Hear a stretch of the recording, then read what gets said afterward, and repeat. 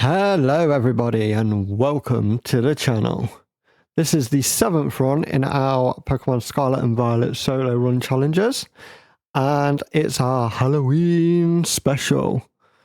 Today we're going to be using Trevenant, and Trevenant was chosen by myself as it's one of my favourite Halloween themed Pokemon. We're going to look at Trevenant's base stat total, and we can see we've got really good attack. Everything else is average except for speed, which is very low.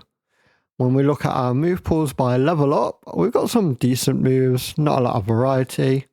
But when we look at our TMs, we can see that we've got quite a lot of variety, some good physical moves to make use of our physical attack stat.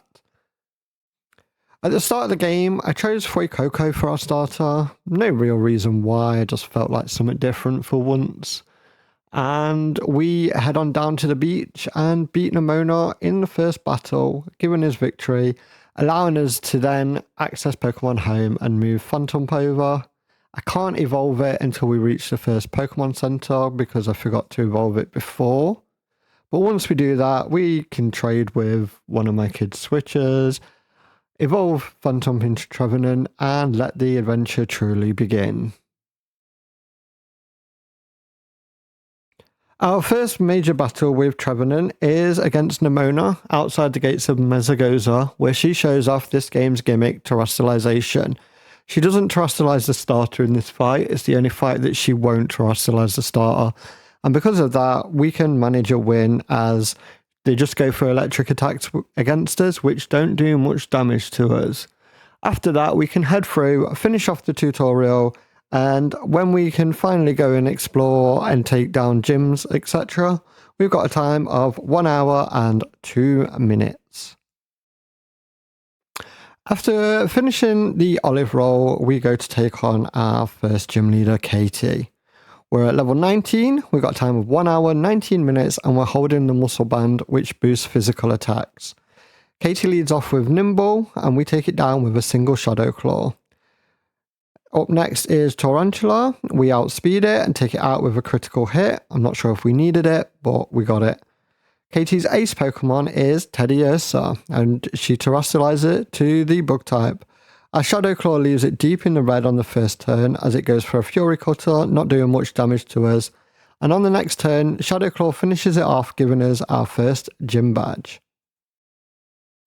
Claw's our next stop, and at level 20, with a time of 1 hour and 28. Phase 1 was ended with a single branch poke.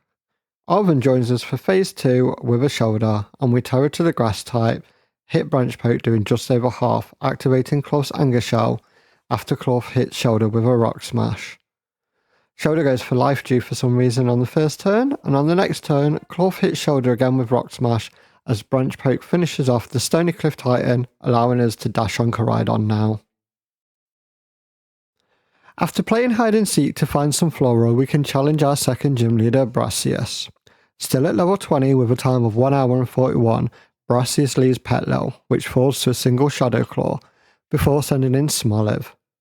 We can't Shadow Claw here due to Smoliv having the normal typing, so we go for Tackle doing half damage, before taking a Razor Leaf and finishing it off on the next turn.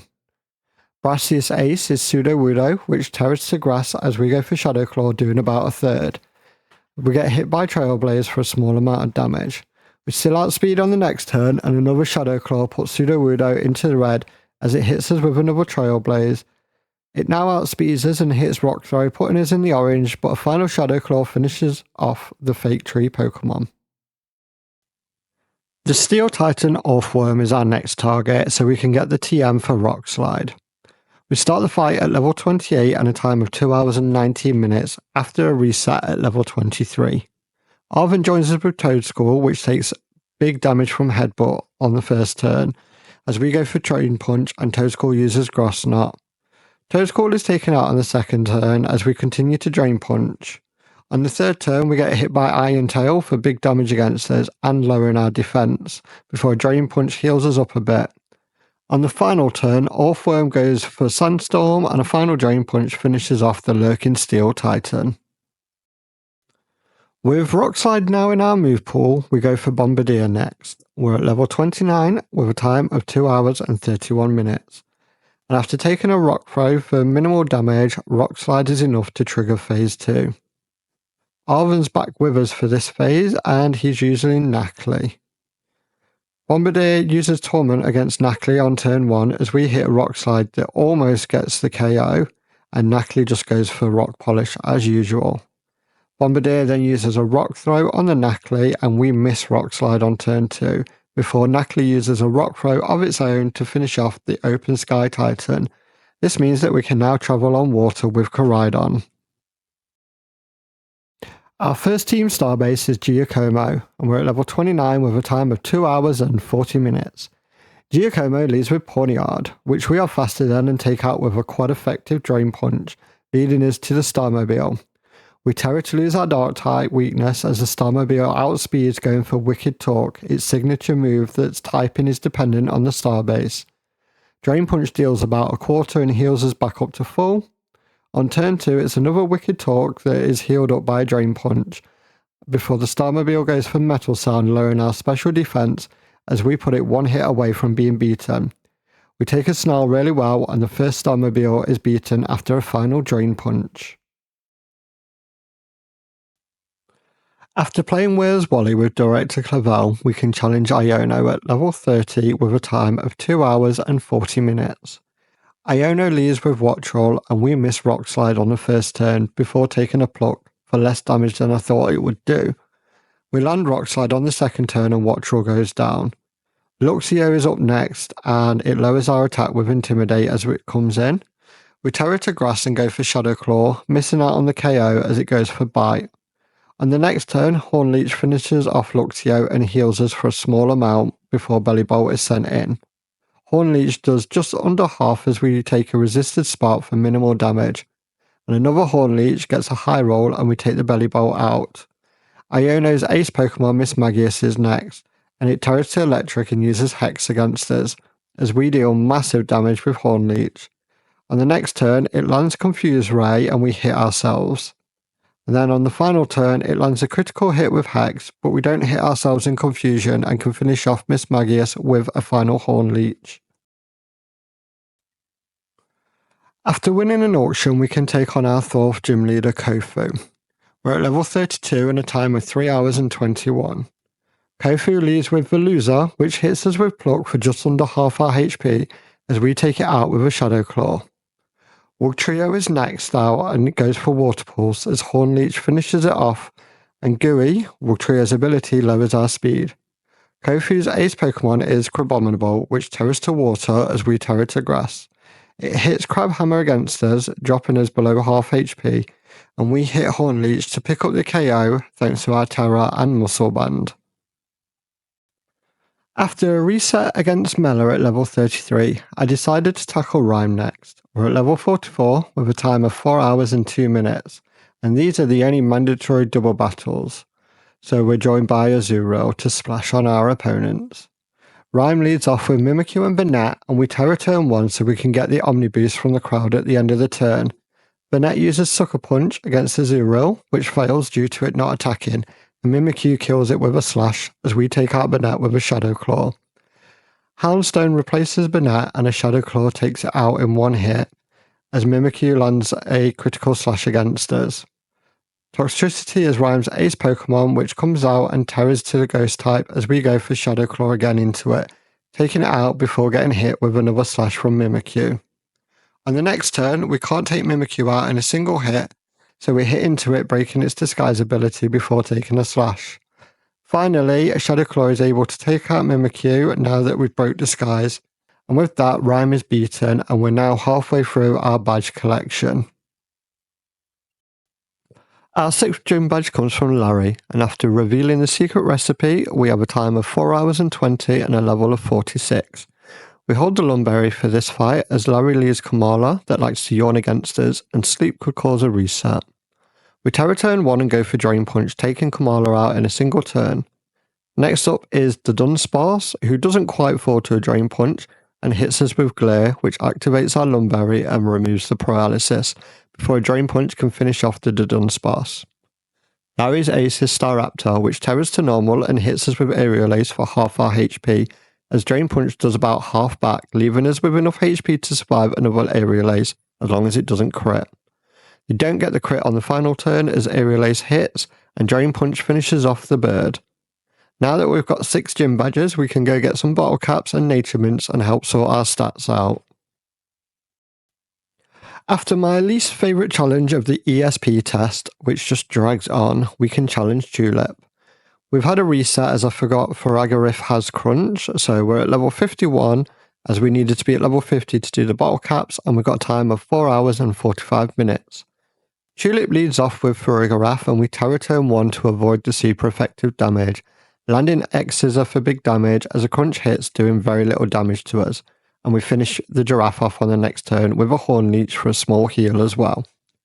God was out next, and Psychic hits us for a small amount of damage and we take it out with a single Shadow Claw, leading us to Espathra. Espathra drops us below half with a Psychic and Shadow Claw takes it out with no issues. Tulip's ace Pokemon is Florges, which terrors to Psychic type and hits us with Moonblast as Shadow Claw takes it out in a single turn. With a distinct lack of Team Star bases done, I decide it's time to take some of them out before going for our 8th gym badge.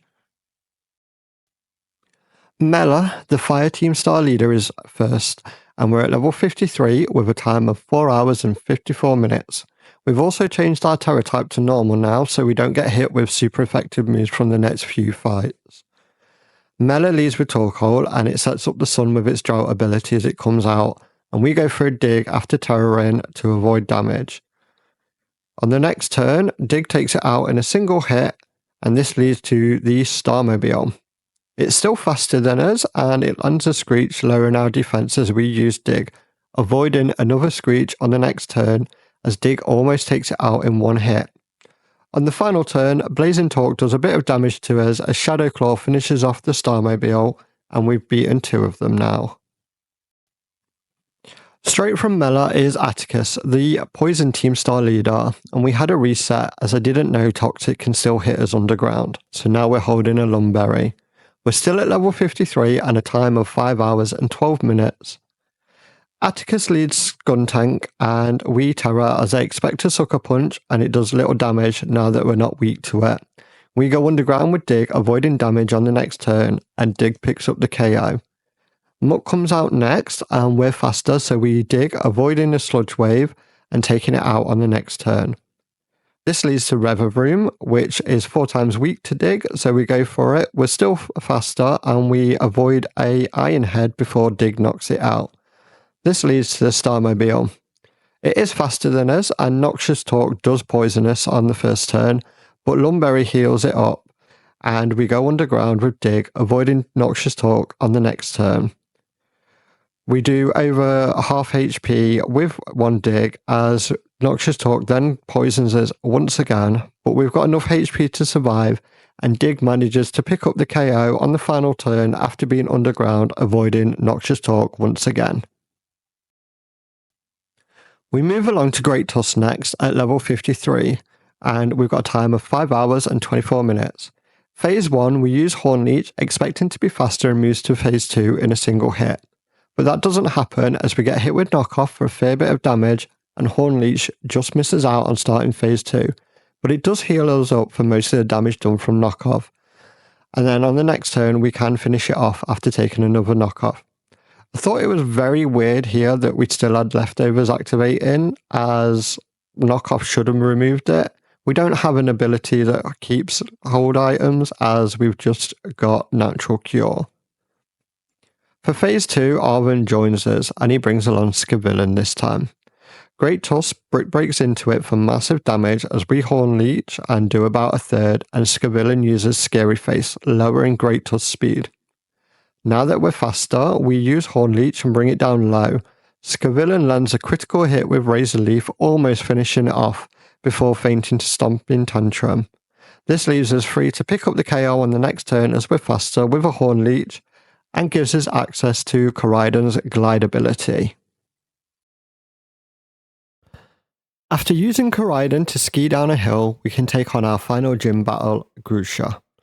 We are once again at level 53 with a time of 5 hours and 36 minutes. Grusha leads with Frostmoth and we Terra turn 1 as we're weak to ice and go for Rock Slide, outspeeding the Ice Bug and taking it out in a single turn.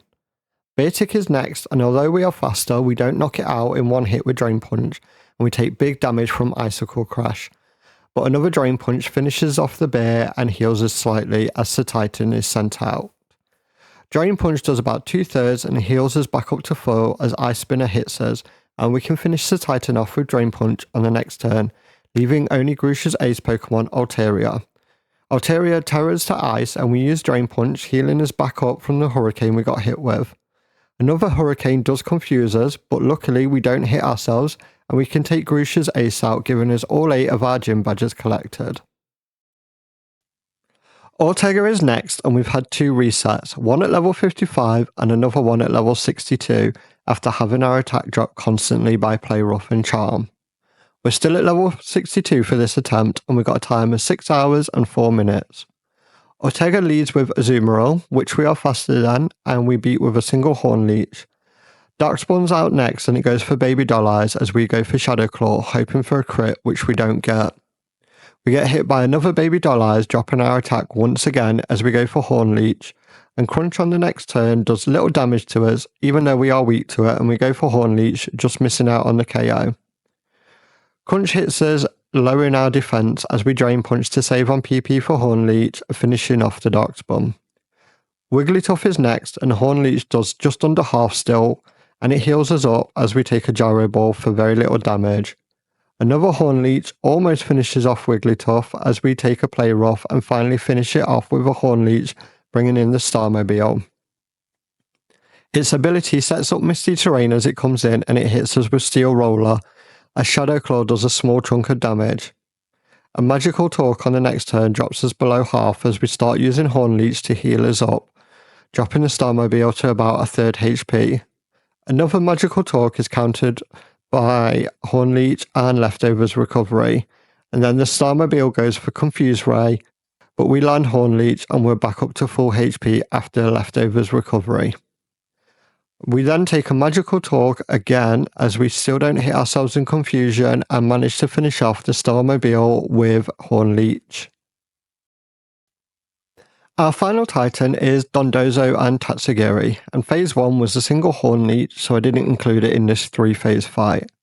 Phase 2, Arven joins us against Dondozo with his Greedent. We Horn Leech turn 1 and get healed up from damage we took running into a Wild Veluza that I forgot to heal before the fight. Dondozo hits us with Aqua Tail for a small amount of damage, and Greedent goes for Takedown. Another Horn Leech from this puts Dondozo into low HP and he hits Greedent with Order Up. Greedent lowers the Titan's defense with Tail Whip and we finally finish it off with a Horn Leech starting Phase 3. Phase 3 is against Tatsugiri and we take a Dragon Pulse at the start as Horn Leech heals up and Greedent goes for Takedown. A Muddy Water on the next turn lowers Greedent's accuracy, but not ours, as we Horn Leech and it brings us back to full, and Greedent uses Tail Whip to lower Tatsugiri's defense. Another Muddy Water misses both of us, and we hit Horn Leech, just missing out on the KO, and Greedent misses Takedown thanks to its accuracy drop from earlier. Tatsugiri taunts Greedent as we pick up the KO with Horn Leech, and we gain the ability to climb walls now with Koraidon. We've had a reset here against Eri before coming to try Arven. We're at level 66 with a time of 6 hours and 49. Arven uses all of the Pokemon from the Titan fights previously plus his Mabostiff. He leaves with Greedent, which we Drain Punch as it goes for Psychic Fangs, and another Drain Punch takes it out. Scovillain is next and we Terra so we don't take super effective damage from the Fire Blast. We use Shadow Claw. We take Fire Blast for a lot of damage. Fire Blast hits again on the second turn and we Drain Punch to heal up slightly before finishing the Scovillain off. Arven's next Pokemon is Garganacl. We Horn Leech and it gives us a lot of HP back as Body Press puts us into the red. Another Horn Leech finishes off Garganacl and with just over half HP from the recovery. Toedscruel is sent out next. It's faster than us and uses Power Whip, putting us back into the red as we heal up slightly with Horn Leech. On the next turn, we're faster. I'm not sure if it's a speed tie or if it went for a status move with its ability, but we take it out and then Arven sends in Cloister. We are faster, but we don't pick up the KO with Horn Leech as it goes for Light Screen here, and we can finish it off on the next turn with a Drain Punch.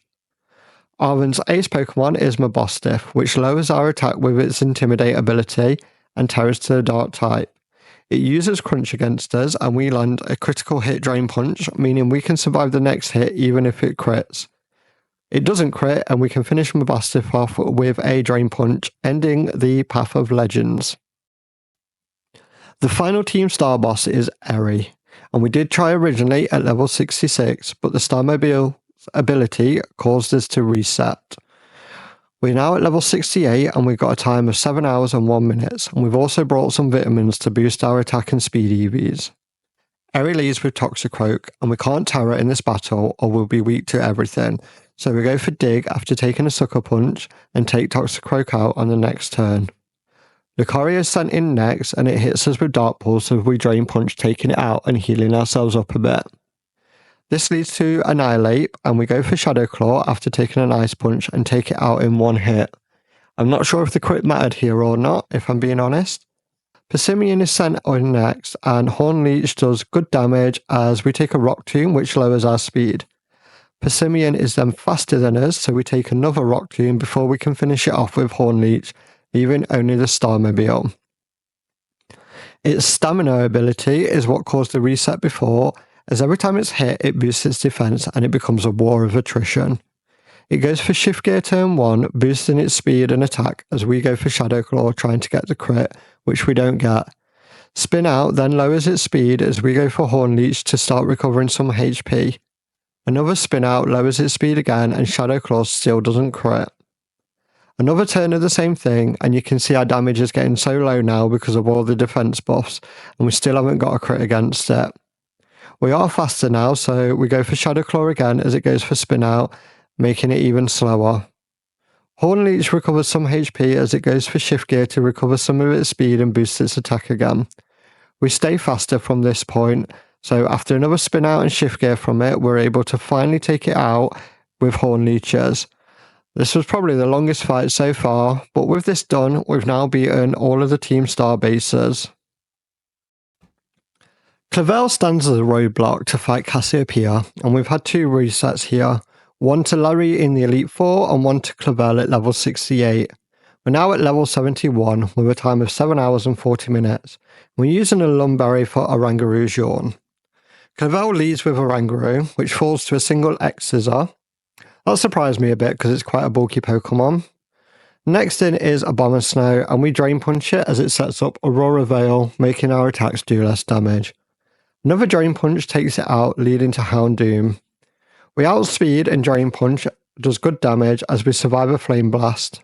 We don't Terra in this fight as Quaquaval is faster than us and has fighting moves.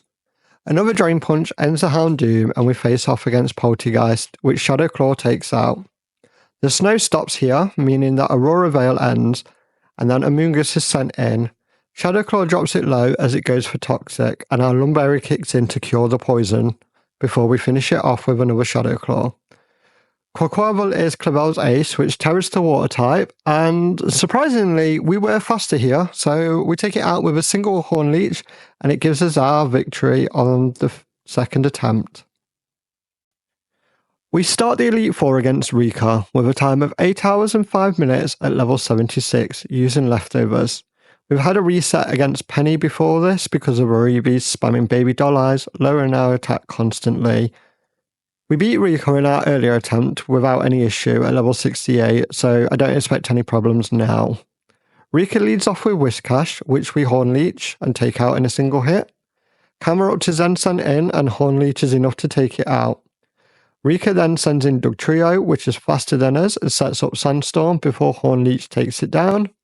Donphan is next, and we can't take it out in a single hit thanks to its sturdy ability, but Horn Leech drops it down to 1 HP as we take a Stone Edge before finishing it off. Rika's ace Pokemon is Clodsire, which terrors the ground type and protects as we go for Horn Leech. We then Horn Leech again, taking Clodsire out in a single hit. Poppy was another easy victory earlier, thanks to Drain Punch, so once again I'm not expecting any issues with Poppy. Poppy leads off with Copperaja, and Drain Punch is a KO. Corviknight is sent in next, and Shadow Claw does over half as it sets up Iron Defense. The next Shadow Claw we use isn't enough to take it out because of this, and then we get hit with Brave Bird that critical hits and leaves us low in the red, but it also takes itself out. Magnezone is sent in next, and we Drain Punch it down to Sturdy, bringing us back to around half our HP as it sets up Light Screen. On the next turn, another Drain Punch takes it out, and Poppy then sends in Bronzong. Shadow Claw is enough to beat Bronzong in a single hit, leaving only Poppy's ace Pokemon, Tinkaton. This is sent out and Terrace to Steel, and we Drain Punch, leaving it on a sliver of HP before we get hit with Gigaton Hammer. Another Drain Punch on the final turn is enough for us to seal our victory. Larry is the fight I've been dreading, as he has some good Pokemon and our healing moves are resisted by his whole team. He leads off with Tropius, and we've retaught Rock Slide for this fight. Rock Slide hits Tropius and causes a flinch, so we don't have to worry about the sun and it outspeeding us, and another Rock Slide takes it out. Larry then sends in Staraptor.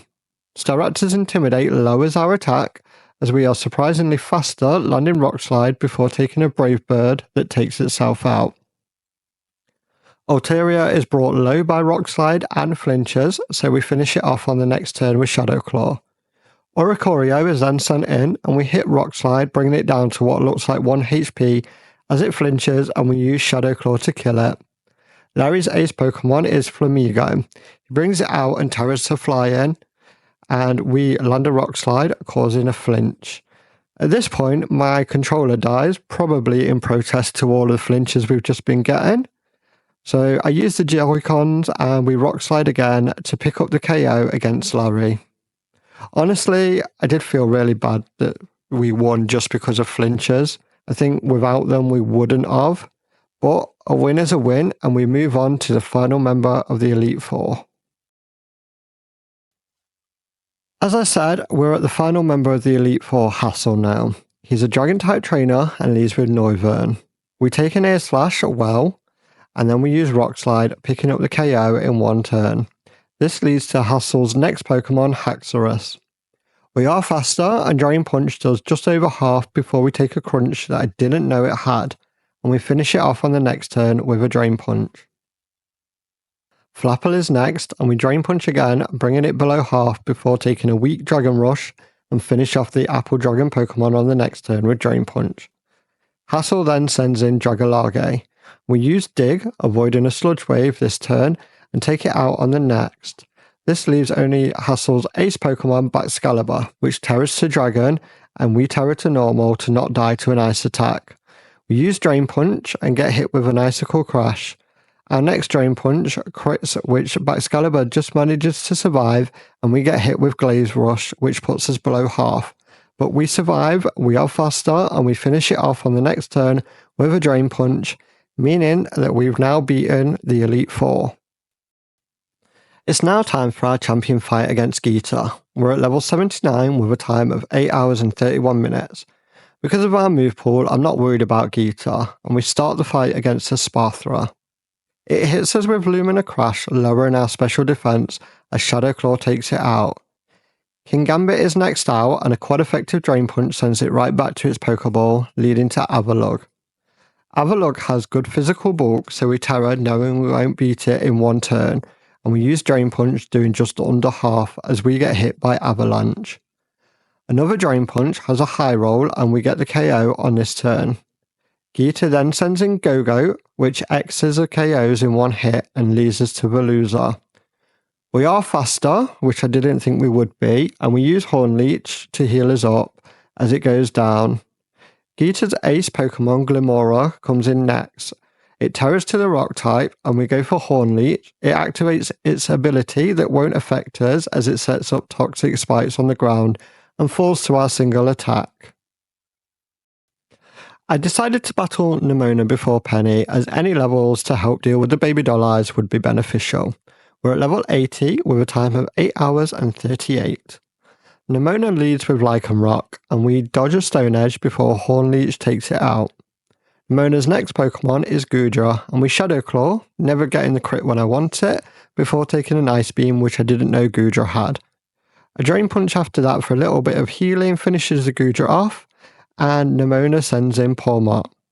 Shadow Claw brings it low before we get hit with an Ice Punch. On the next turn, Pawmot wins the Speed tie and hits another Ice Punch as we Hornleech to KO and get some more healing in.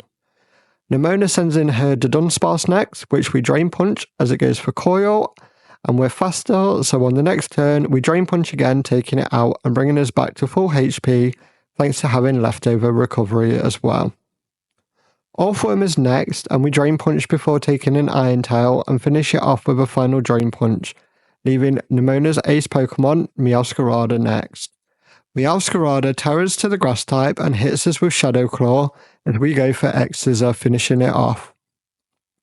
We've now beaten the Path of Champions and we have one more fight left before we can progress to Area 0. Our final fight of the Star Street Path is Penny, and we are at level 80 and we have a time of 8 hours and 47 minutes. Penny starts the fight off with my favourite evolution, Umbreon. We Drain Punch and take it out, luckily not getting hit with Baby Doll Eyes yet. Flareon is next and we Shadow Claw, taking out in one hit, leading to the Vaporeon. We Hornleech the Vaporeon and take it out. This leads to Leafeon. Leafeon does decide to Baby Doll Eyes us, taking us down to -1 attack as we X-Scissor. On the next turn, we are faster, so X-Scissor is enough to finish it off, and Jolteon is sent in. Jolteon's faster than us and hits us with Thunder, as Shadow Claw misses out on the KO because of the attack drop. Another Thunder lands, and we can finish off Jolteon with Hornleech, giving us a bit of HP back and leaving Penny with only her ace Pokemon, Sylveon. Sylveon terrestrializes to the Fairy type, and we hit Shadow Claw, finally getting a crit when we actually want it, taking it out in a single turn.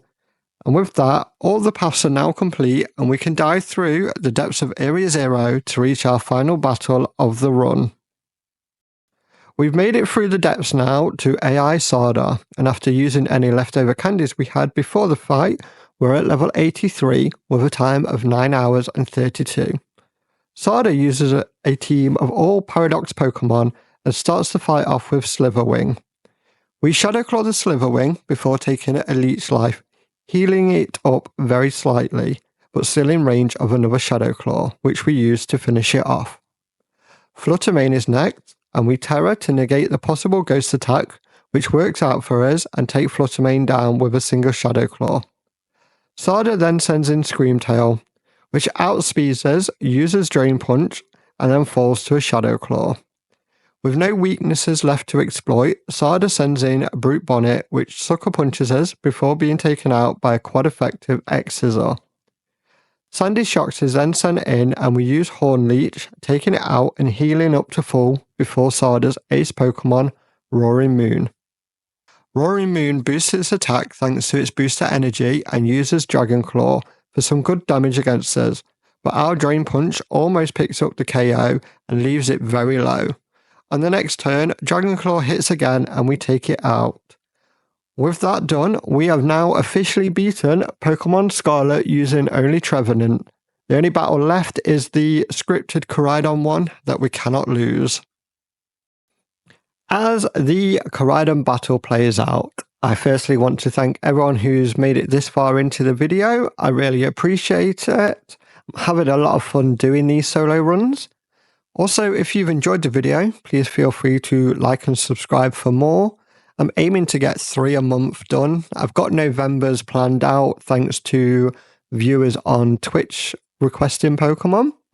But I am looking for Christmas themed Pokemon for December.